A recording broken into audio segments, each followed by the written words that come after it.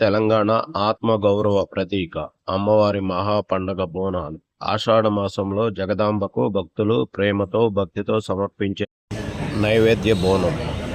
తలపై బోనం మోసుకుంటూ జయమాత నినాదాలతో సాగే భక్తుల ఊరేగింపు. పూనకాలతో అమ్మవారి మహిమలను చాటే పోతురాజుల నృత్యాలు, ఘటాలు, శోభయాత్రలు, డప్పులు, మూతలు ఇవన్నీ కలిపి తెలంగాణ సంస్కృతికి అర్థం పడతాయి.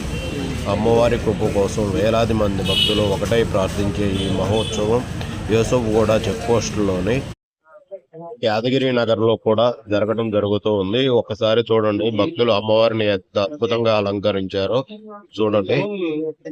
సో చాలా అద్భుతంగా ఉన్నది.